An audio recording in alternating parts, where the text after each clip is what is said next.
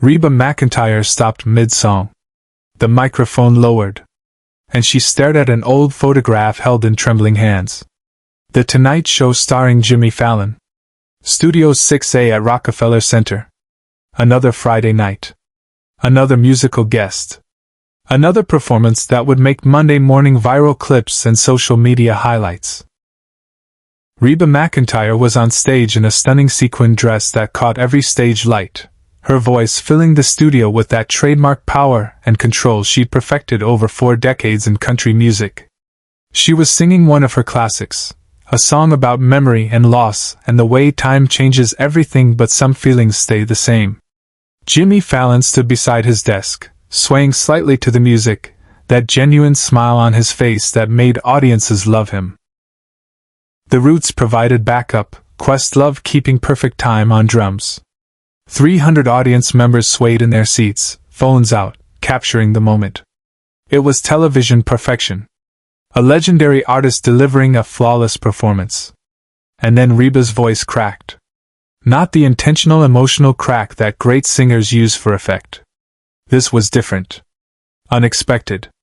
Her eyes, which had been closed in concentration, suddenly opened and locked onto something in the third row of the audience.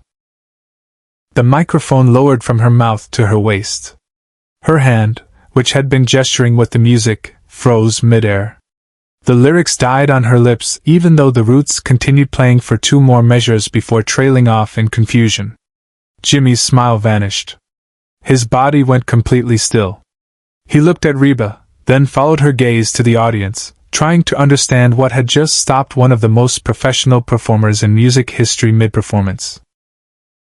In the third row, an elderly woman, maybe 75, white hair, weathered hands, held up a photograph. An old one, the edges worn from years of handling, the colors faded with time. She held it at chest level with both hands trembling, tears streaming down her lined face. Jimmy stopped mid-sway. The entire studio froze. The control room erupted into confusion. Director Dave Diamadi was speaking rapidly into his headset. "What's happening? Did we lose audio? Why did Reba stop? Do we cut to commercial?" Producer Gerard Bradford stood behind Dave, hand on his shoulder, watching the monitors intently. "No," Gerard said quietly. "Keep every camera rolling. Something real is happening." On stage, Reba hadn't moved. The microphone hung loose in her hand.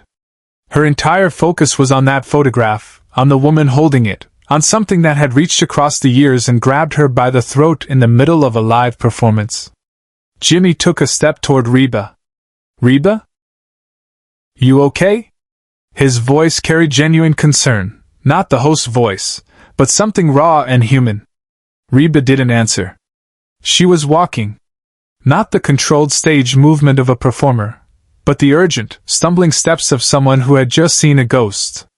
She moved to the edge of the stage, her sequin dress catching lights, one hand reaching out toward the woman in the third row. The audience parted instinctively. People leaned back in their seats to create a path. Some pulled out phones. Most simply stared in stunned silence, unable to process what they were witnessing. Reba reached the woman and dropped to her knees on the floor between the audience rows. Her dress pulled around her. Her carefully styled hair fell forward. None of it mattered. "How?" Reba's voice was barely audible, caught by the boom microphones overhead. "How do you have that?" The elderly woman's hands were shaking so badly she could barely hold the photograph steady. "My name is Margaret Hayes," she said, her voice cracking. "And this is my sister Linda. You knew her as Linda Patterson. You met her in 1983. Subscribe and leave a comment, because the most powerful part of this story is still ahead. To understand what happened next, you need to understand what happened 41 years earlier. Reba McEntire wasn't always the country music legend who filled arenas and won Grammy Awards. In 1983, she was a rising star.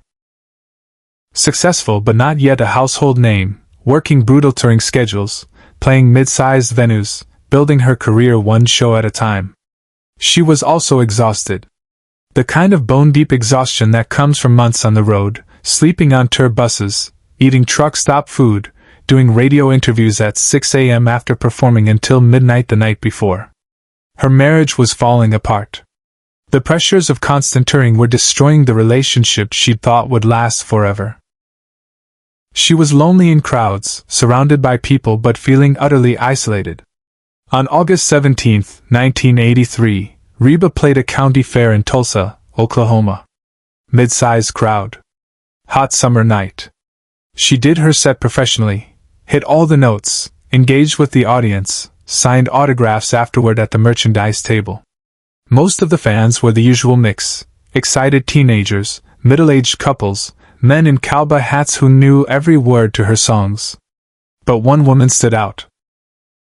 She was maybe 35, thin in a way that suggested illness rather than choice, wearing a bright yellow sundress that seemed too big for her frame. She waited patiently at the end of the autograph line, holding a vinyl copy of Reba's latest album. When she finally reached the table, she smiled, a smile that didn't quite reach her eyes, the kind of smile people wear when they're carrying something heavy. "Miss McEntire, I'm Linda Patterson. I just wanted to say thank you." Reba had signed thousands of autographs, heard countless thank yous. But something in Linda's voice made her really look up, really see the woman standing in front of her. "For what, honey?" Reba asked. Linda's smile wavered. "For your music. For the song about holding on when everything's falling apart. I'm going through some things. And your songs are what keep me going." There was something in the way she said it. Something that made Reba set down her marker and really focus on this stranger's face. "What kind of things?" Reba asked softly. Linda glanced around at the other people waiting in line, suddenly self-conscious. "I don't want to take your time.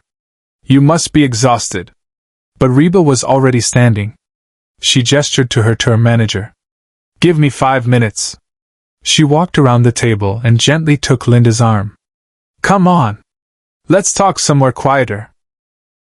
They ended up sitting on the back steps of the venue, a concrete loading dock, hardly glamorous, but away from the crowd. Linda sat with her hands folded in her lap, that yellow sundress bright against the gray concrete. "I have cancer," Linda said simply. "Stage 4. Ovarian. They told me 6 months ago. Maybe a year if I'm lucky." Reba felt the words like a physical blow. "I'm so sorry. The thing is," Linda continued, her voice steady but quiet, "I'm not afraid of dying. Not really. What terrifies me is that I'll be forgotten. That my life won't have mattered. That I'll just disappear like I was never here." She pulled something from her purse, a photograph. It showed 2 young girls, maybe 8 and 10 years old, arms around each other, laughing at something off camera. "That's me and my little sister Margaret," Linda said. "We were best friends our whole lives. But we had a fight 3 years ago. Something stupid about our mother's estate. We haven't spoken since. And now I'm dying and I don't know how to fix it. I don't know how to tell her I'm sorry before it's too late." Reba sat beside this dying woman on a concrete loading dock in Tulsa and felt her own problems, the failing marriage, the exhaustion, the loneliness, shrink to nothing. "Can I tell you something?" Reba said. "I'm going through a divorce. And I've been so angry, so hurt, so focused on my own pain that I forgot what actually matters. You just reminded me." Linda looked at her with those tired eyes. "What matters? Showing up for the people we love while we still can. Not letting stupid pride keep us from saying what needs to be said." They talked for 20 minutes on those concrete steps. Reba missed her bus call. Her tour manager had to come find her. But before Linda left, Reba did something she'd never done before or since. She took the photograph of Linda and Margaret, turned it over, and wrote on the back, "To Linda, you matter. Your life matters. Your love matters. Call your sister. Don't wait." Reba McEntire, August 17, 1983. She handed it back to Linda. "Promise me you'll call her. Tonight. Don't wait." Linda took the photograph with trembling hands. "I promise." They hugged. Reba climbed onto her tour bus. The next morning she was in another city, another venue, the memory of Linda Patterson already starting to fade under the weight of constant movement. Reba never knew if Linda had kept her promise.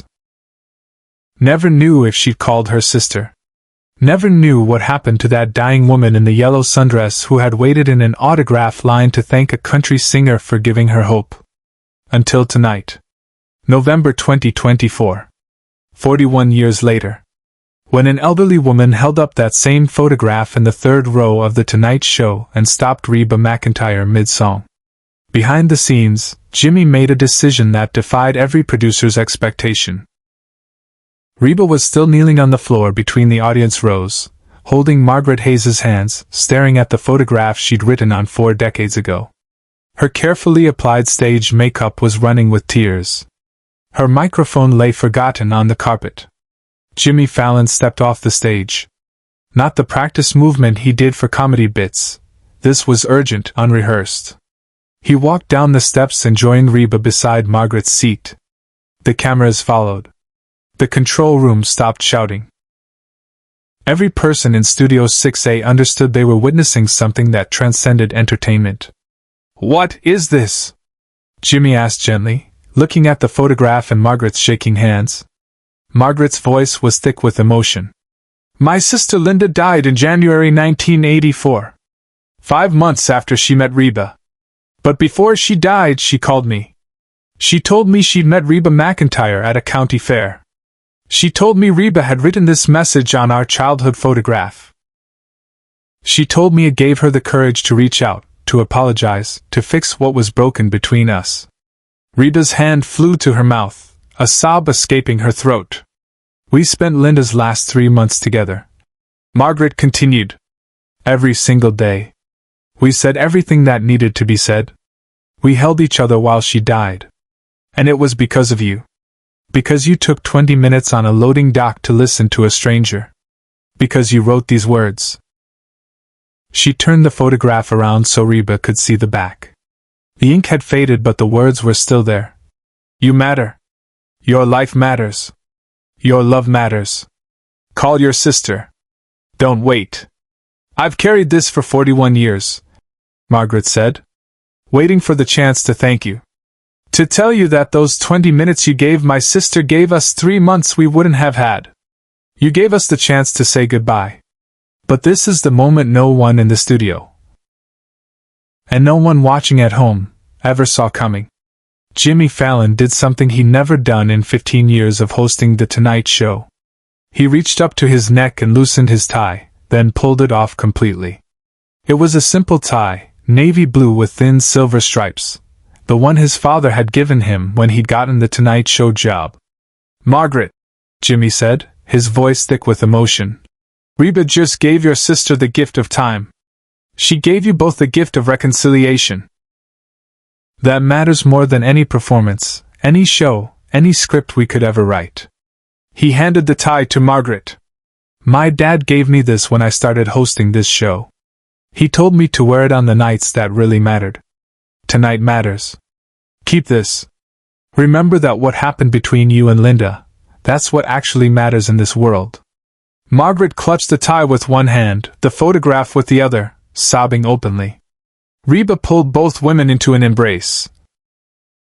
A country music legend kneeling on the floor of The Tonight Show, holding a stranger who wasn't a stranger at all. The audience rose as one. Standing ovation. Not for a performance, but for something deeper. The Roots stood at their instruments, many wiping tears. Questlove had his head bowed. Jimmy stood and addressed the cameras directly. "We're not going to finish the song tonight. We're not going to do our scheduled segments. Sometimes television needs to stop being television and just be human. Share and subscribe. Make sure this story is never forgotten." Reba never finished that performance.